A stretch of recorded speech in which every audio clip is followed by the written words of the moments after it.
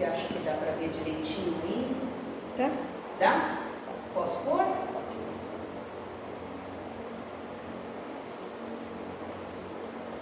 A aula de hoje é cuidados com o recém-nascido na sala de parto.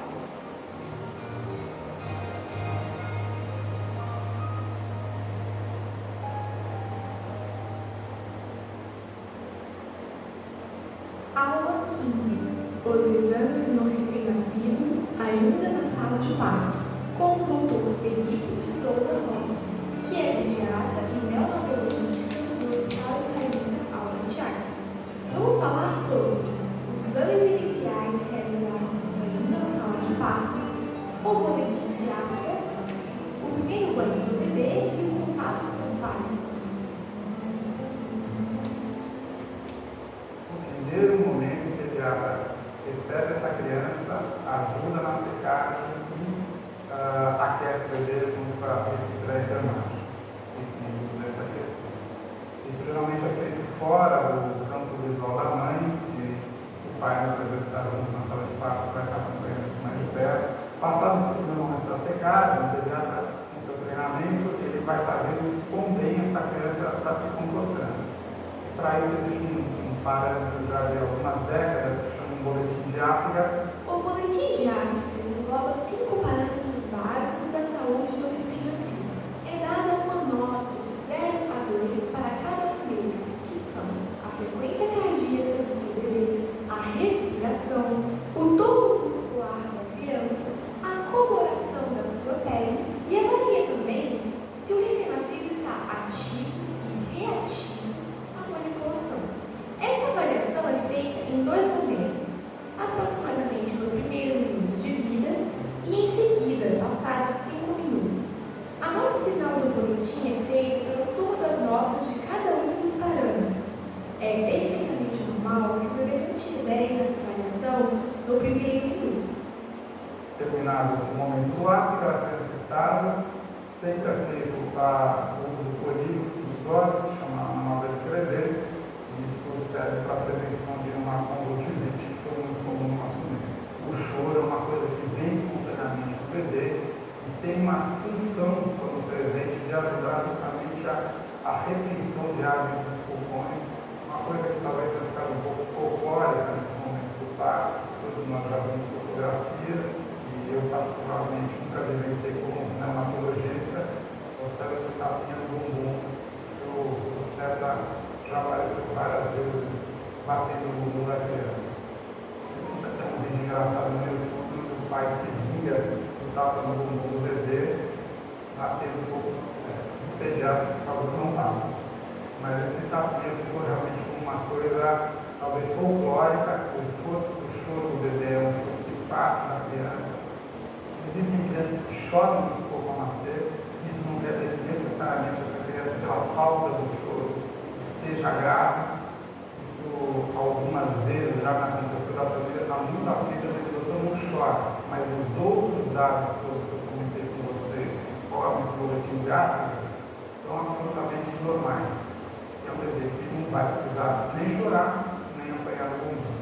Para garantir que o ar entre no recém-nascido, o neonatologista lança a mão em uma sonda que é colocada pelas vias aéreas superiores do bebê, pelo nariz e pela boca, e suga o líquido amniótico que sobrou, que não conseguiu ser expulso naturalmente pela saída do bebê e pelo choro. Os pais, muitas vezes, assustam com este procedimento. Mas não se preocupe, isso é normal e serve para ajudar seu filho a respirar. Por fim, o recém-nascido é pesado e medido, normalmente na presença do pai. Caso o bebê esteja tudo bem, alguns hospitais realizam um banho do bebê já na sala de parto. Esse banho também tem um aspecto, muitas vezes, de estimular o contato da família com a criança. O bebê nasce envolto em uma camada, principalmente o bebê inteiro, uma camada de gordura que se chama vermes. Esse vermes não tem uma necessidade absoluta de ser retirado da pele do bebê, então o banho não tem esse fim de higienizar a pele completamente, mas é mais do que um momento de contato da criança com o seu pai, que geralmente vai fazer o tratamento do banho, e de novo uma promoção de higiene grande dessa técnica. não deveria banhar com alguma quantidade de sangue, seja no parto normal ou na cesárea. A criança, se estiver estável, ela pode ser deixada em companhia da mãe e do pai, obviamente, junto, caso esteja de novo na sala de parto. O bebê é colocado para mamar e essa amamentação tem um caráter muito mais de criar um vínculo e uma proximidade da mãe com o bebê do que necessariamente ter qualquer papel nutricional. Uma vez estável a criança, mamou com a sua mãe, está com a temperatura adequada, não tem nenhum problema nessa adaptação inicial, a criança costuma ser encaminhada ao berçário, onde a equipe de enfermagem vai checar uma série de dados da criança. É importante lembrar que essa criança já deve ter sido identificada logo na sala de parto. Tá? Isso é importante, de novo, que a mãe ou o pai possam estar checando o nome da pulseirinha que é colocada no braço ou na perna da criança e conferir os dados com os dados da mãe, para, de novo, ficar claro quem é a mãe e quem é o bebê. Às vezes essa adaptação que eu comentei com vocês, que geralmente ocorre de uma maneira tranquila na criança do termo, às vezes ela não é tão precoce e nem tão sutil e fácil como a gente gostaria. Isso o pediatra vai ter condições de avaliar e ver se essa criança, em vez de ser deixada junto aos pais no primeiro momento, para essa criança vai ser mais pertinente, mais importante ficar sendo ainda monitorizada, e geralmente essa monitorização acaba sendo feita no ambiente de terapia intensiva. Então, muitos bebês são levados para a terapia intensiva, não necessariamente algumas dessas vezes um fato grave demais, mas pode ser apenas a necessidade de se avaliar mais de perto toda essa transição da vida fetal para a vida pós-natal. Isso, infelizmente, causa grande aflição aos pais quando acontece, mas, de novo, com a experiência que a gente tem nessa área, a gente sabe que muitas vezes é um excesso de precaução e uma oferta de segurança para o bebê e para a família, que tudo vai em breve estar bem. Obrigado, e eu acho que é um momento muito feliz, às vezes provoca grandes sustos, e as frações de segundo que o bebê não chora, porque ele precisa ser cuidado pelo pediatra, e que a mãe e o pai não estão segurando o bebê ou retendo o bebê, parece uma eternidade. Então, pais, calma nessa hora e vai correr tudo bem. Na próxima aula, vamos falar sobre os cuidados com o recém-nascido no berçário.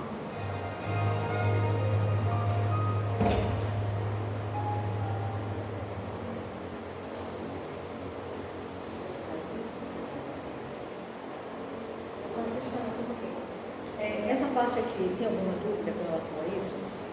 Tipo, a gente já tinha comentado, a gente está reforçando a ideia de que você não precisa arrancar o vermes que existe no neném, que isso é uma proteção para o neném, entendeu? Então, essa história do banho, do pai participar do banho, para mim isso é lenda. Porque o banho pode ser dado, como a gente tinha falado até na outra aula, quando você estiver lá no apartamento, na enfermaria, enfim, etc. Nesse outro momento, a enfermeira vai lá, vai ensinar você a dar o banho. E aí o pai pode participar desse banho. Na sala de parto, quanto menos intervenção que fizer no recém-nascido, a melhor coisa que é para você, mãe, e para o bebê também.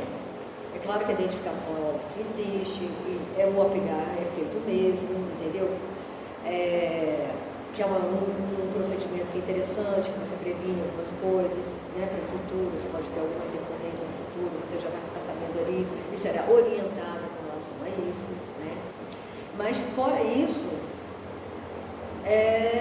o neném sair dali e ficar no seu colo, né? Não existe ainda essa história do berçário. Acredito também que essa história de você precisar de algum procedimento, em tese, bebê a termo, tem poucos procedimentos necessários de fazer no UTI. Às vezes é um bebê que não é a termo, não é nas 40 semanas, é menos do que essas semanas, às vezes ele tem alguma dificuldade, especialmente respiratória, que o pulmãozinho ainda é muito incipiente, né, porque é a primeira vez que ele vai respirar, pensa, né, a primeira vez que vai entrar oxigênio naquele neném é ali, quando ele sai exatamente da sua barriga. Então isso dói um pouco, dói. Eu não sei nem se é por isso que chora, né, Celeste? Eu não sei. Mas eu acredito que deve haver um pouco de dor quando o neném respira e tudo mais. Ele chora porque ele está assustado. A mudança mesmo, Porque tudo aquilo é novidade. Ele estava no escurinho, confortável. De repente, aquele monte de coisa. Aí, por isso que o sossego, levar ele para a mãe, deixar ele quietinho, porque ele quer ficar com ele. Sim, Então, ele quer de novo o útero de onde ele saiu. É que ele quer ficar junto de onde ele saiu. É, exatamente. Aí eles levam assim um pouquinho, assim que antes de cortar o corpo umbilical, eles levam para a mãe. Eu acho que todo hospital faz isso.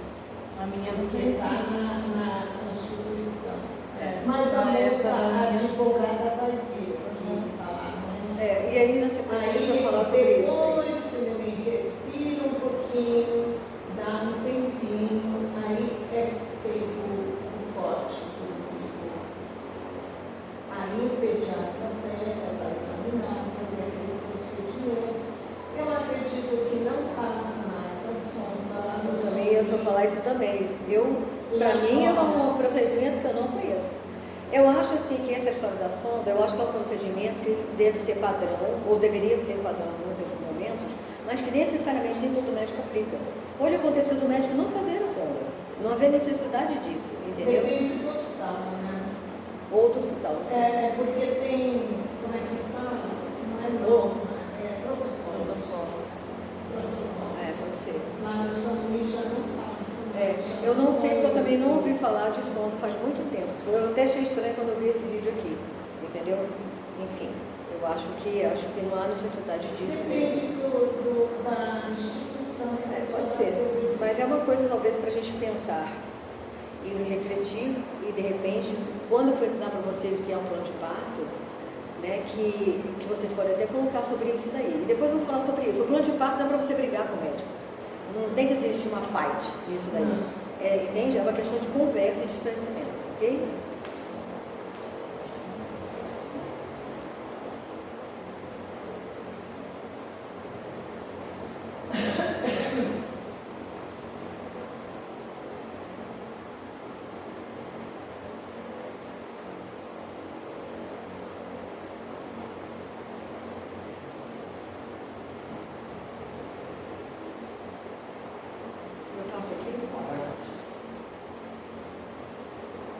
Novas diretrizes para corte do cordão umbilical.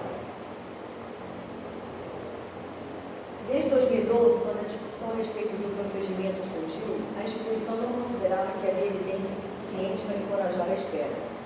Mas nessa semana foi lançada, em 2012, gente, mas nessa semana foi lançada uma recomendação oficial a médicos e obstetrizes para que eles adiem o branqueamento do cordão em recém-nascidos saudáveis por pelo menos 30 a 60 segundos. É que a gente vê muito na novela, né? O neném nasceu, tirou, pá, pum, pronto, certo? Ou foi da mãe, ou foi da mãe, não sei mais o quê. Então, estudos, né, após esse ano, verificaram que quanto mais tempo o neném ficar ligado à mãe, mais ele vai receber as hemácias da mãe dele, entende? Hoje se recomenda que o clampeamento e o corte do cordão umbilical seja feito após terminar o fluxo de sangue da mãe para o neném. Terminou o fluxo de sangue da mãe para o neném, então você tem clampeamento no cordão umbilical. Essa é uma evolução, gente, por isso que eu digo que é legal, tá vendo? Evoluiu já muitas coisas, não arrancar o verme do neném, né? Só tirar o sangue, enxugar e tudo mais, pronto, acabou, deixa tudo ali do jeito que está. Muita intercorrência, o neném, como a Sayed falou, ele já veio assustado, então estou me arrastando aqui, deixa o bichinho quieto. E essa história do acompanhamento acontece assim, parou de sair sangue, né, pelo cordão umbilical da mãe para o neném, é o momento de fazer o acompanhamento e de cortar, tá bom? Porque tem todo um tempo também, gente, tem um tempo da placenta sair, que não é de imediato, ela demora um tempo, então tudo isso pode acontecer ainda dentro daquele ambiente, na boa, entendeu? Sem estresse.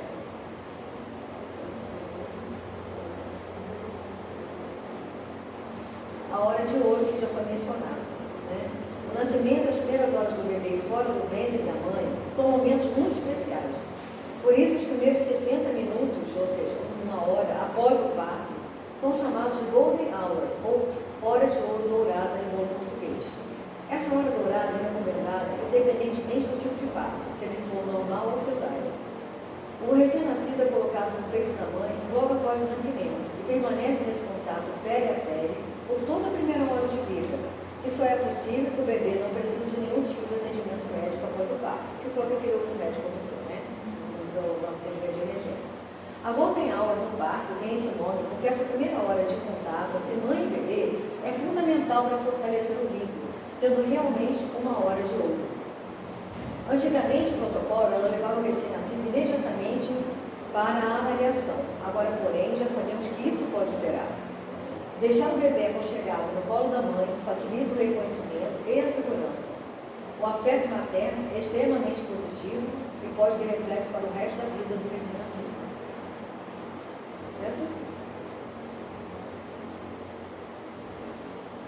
Amamentação na sala de parto.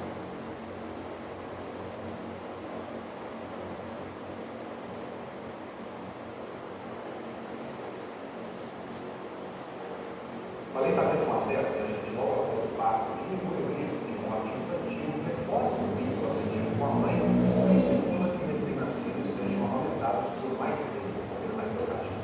O Miguel tem só 2 dias de vida e olha como mama. Ele pede muito mamar, né? Essas imagens mostram a primeira vez que o bebê mamou no peito, ainda na sala de parto, logo depois do nascimento. Um momento único que estabelece vínculo entre mãe e filho, mas que também tem uma função importante para a saúde da criança. Foi o que apontou no estudo do Unicef, divulgado agora, na Semana Mundial da Amamentação. De acordo com a pesquisa, o aleitamento na primeira hora de vida estimula o bebê a continuar sendo amamentado e diminui em 33% o risco de morte infantil.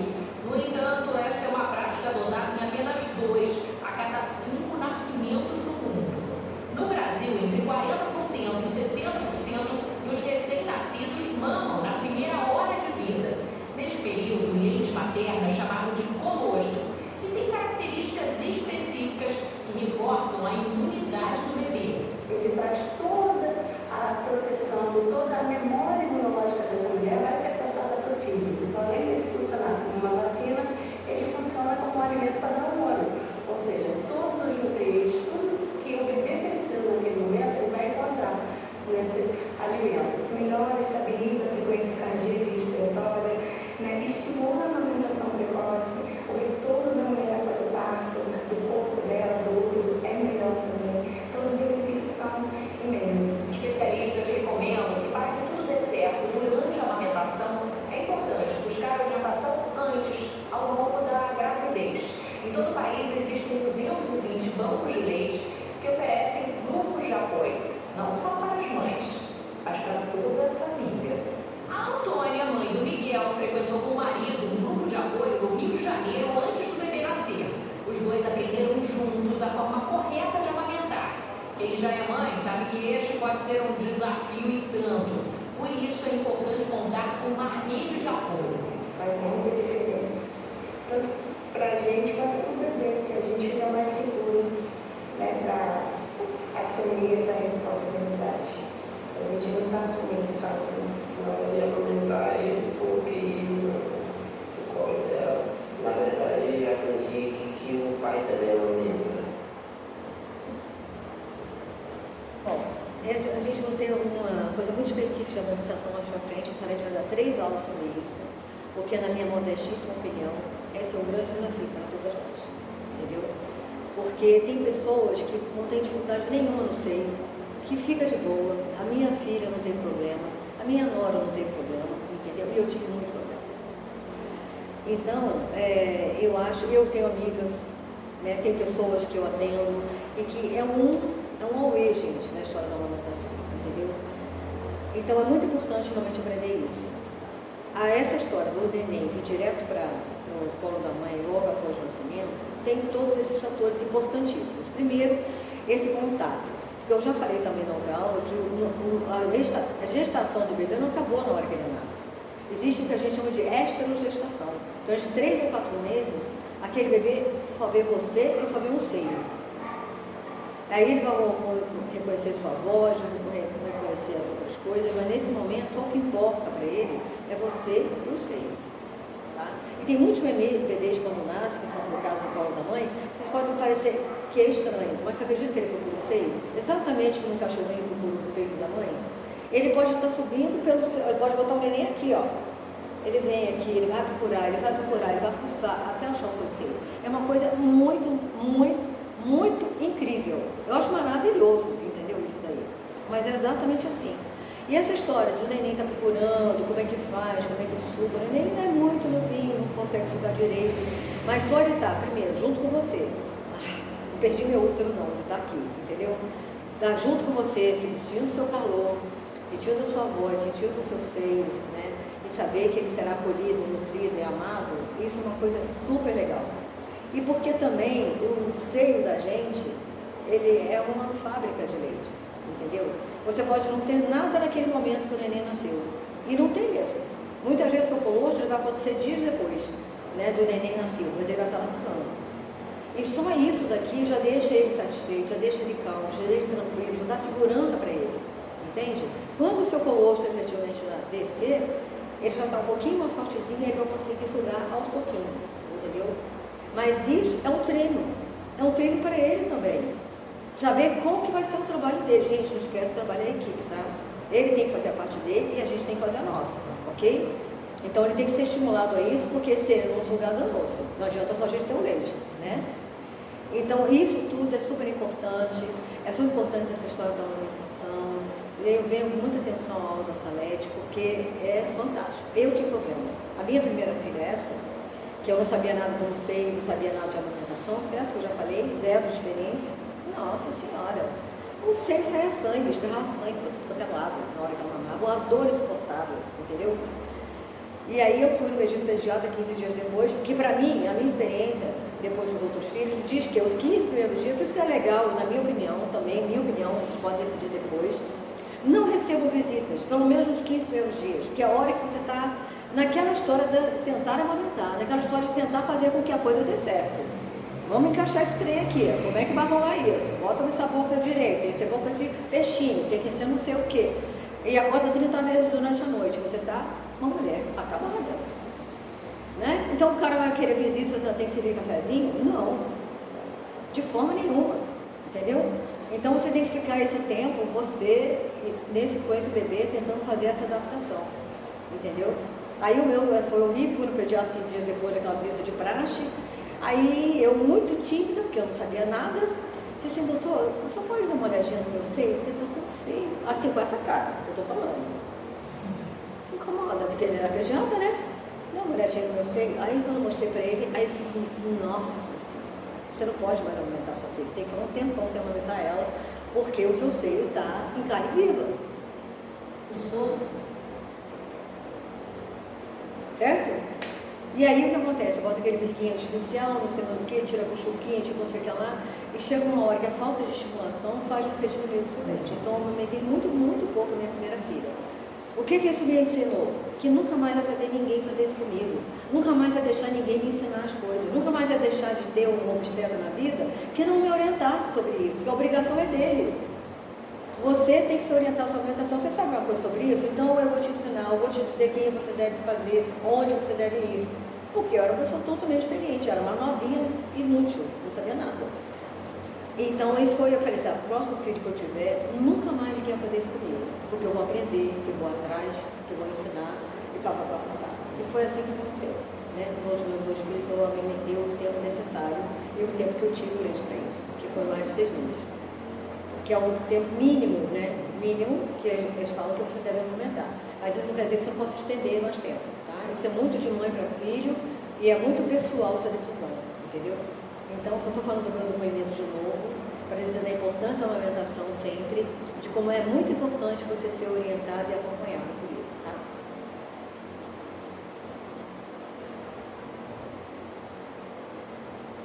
Aqui está falando sobre aquele vermes, né, que a gente falou. O vermes é uma substância com uma tonalidade mixada e aspecto gorduroso, cuja textura se parece com a da cera ou de um queijo. É muito feio mesmo, viu, gente?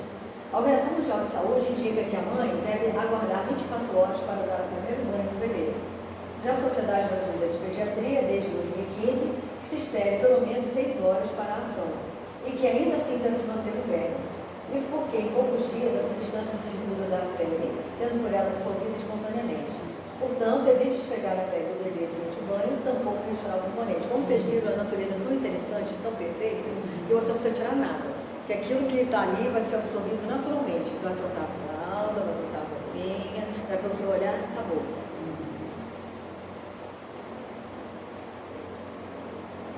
A icterícia neonatal. A icterícia neonatal, ou icterícia do recém-nascido, é um quadro que provoca coloração amarelada na pele e nos olhos do bebê recém-nascido. É um fenômeno comum e transitório, principalmente nos bebês que nascem antes até a 38ª semana de gravidez. Cerca de 50% dos bebês a termo e 80% dos bebês prematuros desenvolvem icterícia. Desaparecem até 2 semanas. O tratamento. Como a imensa maioria dos recém-nascidos melhora espontaneamente a icterícia, o tratamento só é indicado nos casos mais graves. Em geral, indica-se tratamento quando a bilirrubina ultrapassa o valor de 200 mg por decilitro, a partir do 3º dia, ou quando ela encontra-se acima de 12 mg por decilitro já nas primeiras 24 horas. A bilirrubina, se não me engano, é uma coisa produzida pelo fígado, então por isso que fica amarelado, entendeu? A fototerapia é o tratamento mais utilizado para baixar os níveis de bilirrubina. O recém-nascido é colocado sob uma luz azul fluorescente, que age quebrando a molécula de bilirrubina depositada na pele em pedaços, facilitando a sua excreção na urina e nas fezes. Se o neném apresentasse icterícia já no hospital, quando vocês estiverem lá ainda, coloca a enfermagem, todo mundo a tomar as providências necessárias para que seja feita a luz, a fototerapia nele, entendeu? Isso é interessante só de vocês observarem quando vocês estiverem em casa, porque às vezes essa icterícia pode acontecer quando você estiver em casa, entendeu? Quando você vê que seu bebê está meio amarelinho, você está com cara de cenoura, aí você pode achar que ele está com icterícia, né? A recomendação, pelo menos até onde eu sei, é de você dar banho de sol no neném. Você tirar a roupinha, entendeu? Do neném, ir numa janela, dentro de casa, evidentemente, e deixar ele tomar o máximo possível de sol. Se você estiver no inverno, se é muito frio, você vai tirando por partes a roupinha, né? Vai tirar tudo de uma vez, deixar ele pelado. Então vai tirando por partes, então de uma sol, depois de novo, até outro, etc. Que isso com o tempo vai passar. Se isso não passar depois de alguns dias, e aí você pode até recorrer até o pediatra e verificar, olha, já fiz isso, não deu certo e tal. E teve na época da minha avó também que falava o famoso banho de picão, né? Que você faz o chá de picão e dá banho na criança. Eu acho que isso deve funcionar, porque foi tão usado, gente. Não é? E que foi tão usado essas coisas assim, mas não é nada assim extraordinário, você tem que sair correndo para tudo isso. E eu vou falar também o depoimento meu, que foi muito engraçado. O meu filho do meio, né? Ele já estava com alguns meses e eu estava achando que ele estava ficando muito amarelo. Aí eu levei no médico. Aí ele falou, não, mas tá tudo bem. Aí ela falou assim para mim, o que ele está comendo? Porque ele já estava comendo capim, eu acho. Cenoura. Você está dando muita cenoura e abóbora para essa criança. Você está dando dividor? É claro que sim, então dividor é cenoura e abóbora. Então por isso que ele estava ficando amarelo, entendeu? Eu achando que era outra coisa. Então, Era mais simples. Era mais simples. Bem legal essa ideia. Eu acho que acabou aqui. É um Não, vídeo, temos né? um videozinho final. Que é um vídeo mais de leitura.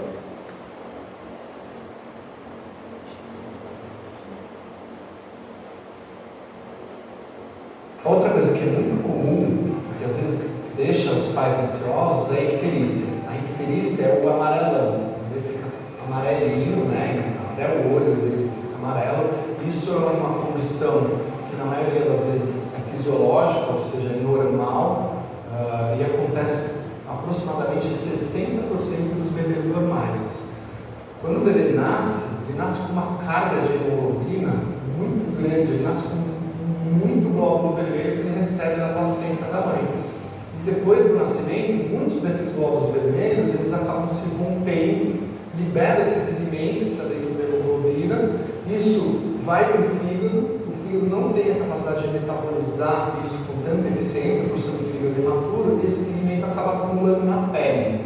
A gente chama de icterícia, né? Se ela acontece depois das 24 horas, é mais tranquilo, na maioria das vezes ela é fisiológica. A gente consegue avaliar a icterícia no próprio exame físico, mas se o amarelão é muito intenso, o pediatra da maternidade vai pedir exame para o seu bebê sim, porque ele avalia pelo nível do sanguíneo, através de uma tabela, se aquilo está adequado ou não, se é tolerável ou não. O problema da icterícia é que se ela sobe muito desse pigmento, ele pode acumular no cérebro da criança e fazer uma doença que chama querníferos. E aí sim, esse bebê pode ter algum problema. Tá? Mas na maioria das vezes isso não acontece. Quando ela sobe um pouco mais do que normal na maternidade, por isso que não se dá alta logo no primeiro dia, trabalhar isso, a gente coloca o bebê naquela luz azul. Aquela luz azul, ela tem uma função de fazer uma fotoisomerização, que a gente fala. A gente consegue quebrar essas moléculas de hemoglobina e o bebê consegue eliminar isso. Então isso é uma coisa que sempre é avaliado, mas não deve assustar as mamães, né? Principalmente se ela é tardia, porque isso é corriqueiro das maternidades estarem avaliando o grau de icterícia dos bebês. Bom, é só isso. Aqui na minha apostila, que eu dei uma olhada para saber se tinha alguma coisa para acrescentar, eu acho que tem quase tudo que falado aqui nos vídeos, né? O contrato PRAP nesse primeiro momento, porque os benefícios disso acontecer, que já falamos aqui exaustivamente hoje, do clampeamento tardio, de esperar o sangue todo da mãe ir para o bebê, né? Quando o umbilical fica branquinho, porque não tem mais sangue, daí fazer o clampeamento. O estímulo da amamentação nesse primeiro momento de vida, né? Que é muito importante também. Depois a avaliação da vitalidade do recém-nascido, que o médico já falou, que são coisas que a gente faz. Tem a questão do teste do pezinho também, que se esse teste do pezinho não for feito no hospital, qualquer posto de saúde faz de forma gratuita, que é interessante fazer também. O único adendo aqui que tem na minha apostila é o uso da touquinha no bebê. Que ele fala aqui que a colocação de touca no recém-nascido, logo após o desaparecimento, do desprendimento do polo cefálico, ainda na sala de parto, serve a perda de calor através do couro cabeludo, diminuindo a troca de hipotermia do recém-nascido, diminuindo essa troca de hipotermia do recém-nascido, né? Do que dá de termos de temperatura ambiente e da temperatura que ele saiu do corpo, entendeu? Então, o uso da touquinha, que eu não sabia disso, a necessidade eu achava que era, não sabia por quê, agora eu sei, é justamente, porque na minha época não tinha, é justamente você diminuir a hipotermia do neném, para ele não perder muito calor depois que ele nasce, então, né? Então, por isso que às vezes a gente usa a touca no inverno, né, gente? Às vezes a gente, não é? Tá com aquilo quentinho e tal, né? Ou a meinha no pé também, isso ajuda muito a gente não perder esse calor. Então tá aí porque a indicação da touca, né? Esse é o resumo da nossa aula, né? Gostaram? Muito bom. Então tá bom. Então estou aqui, vou trazer umas coisas, se tiver alguma pergunta, tem Mas é uma pergunta que complementa, né, Ana? Aí você vai encaixando logo